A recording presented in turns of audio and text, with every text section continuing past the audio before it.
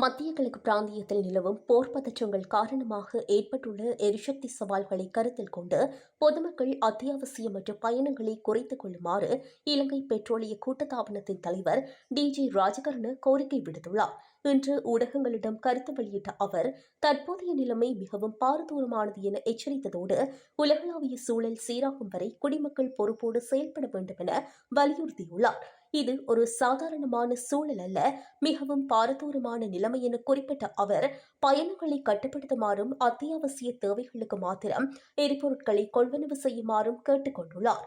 அண்மைய எரிபொருள் விலை அதிகரிப்பிற்கு நாடு முழுவதும் மக்கள் மத்தியில் நிலவும் அச்சம் காரணமாக அதிகளவில் எரிபொருளை கொள்வனவு செய்தமையே ஒரு முக்கிய காரணமாகும்.